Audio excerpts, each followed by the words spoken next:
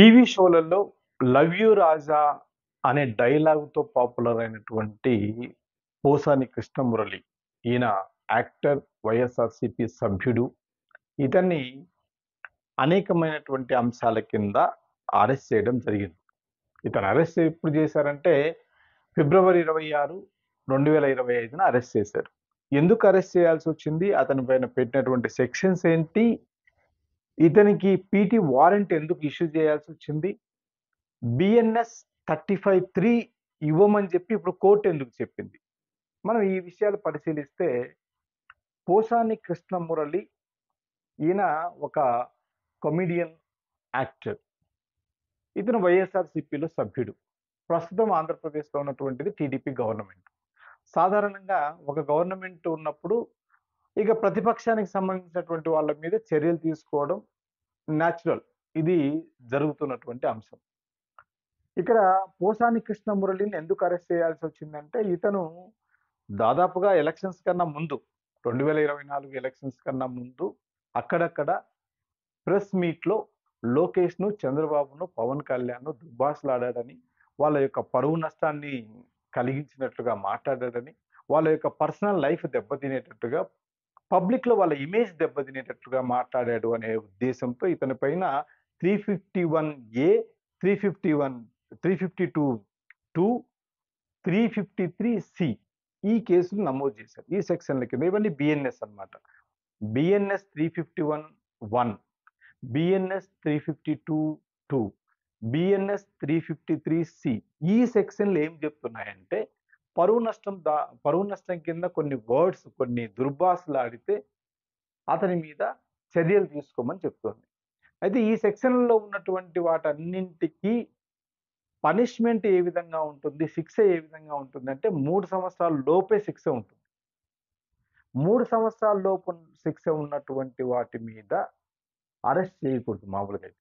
ఇది RS Kumar versus state of Bihar కేసులో 2014లోనే supreme court ఏం చేసిందంటే 7 సంవత్సరాల లోపు ఉన్నటువంటి కేసులు ఏవైనా ఉంటే పాత సిఆర్పిసిలో 41(a) నోటీస్‌ను ఇస్తూ పోలీసులు స్టేషన్ బెయిల్ ఇవ్వాలి అనేటటువంటిది. 41(a) ఇష్యూ చేయడం అంటే స్టేషన్ బెయిల్ ఇవ్వడం.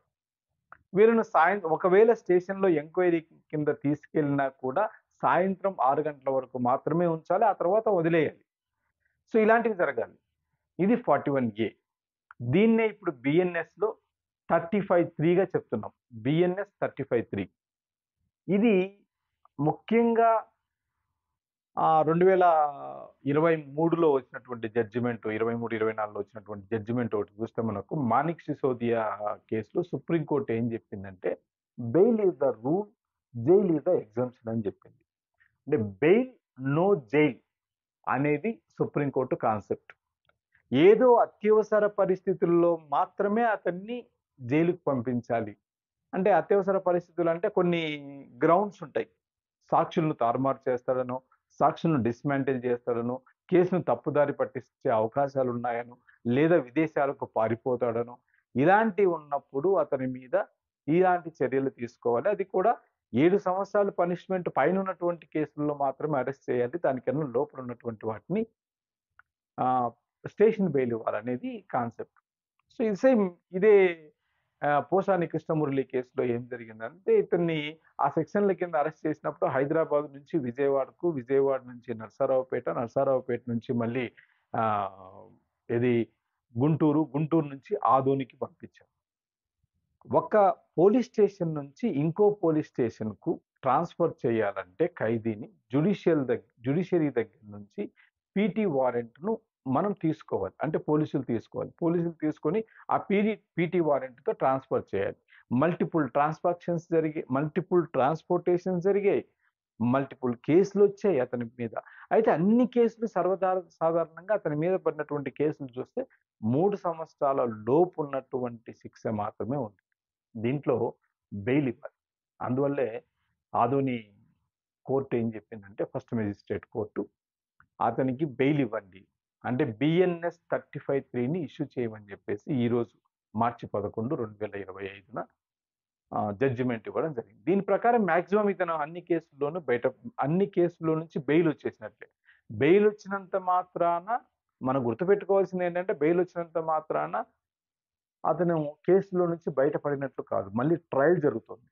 బెయిల్ తర్వాత ట్రయల్ జరుగుతుంది. ట్రయల్‌లో అతనికి సంబంధించినటువంటి అతను చేసినటువంటి పనులకు లేదా అతని మీద ఆరోపించబడినటువంటి ఆరోపణలకు సాక్ష్యాధారాలు ఉండి, ఇతను శిక్షార్హుడు అని కోర్టు వారు భావిస్తే అతనికి శిక్ష వేయడానికి అవకాశం ఉంటుంది.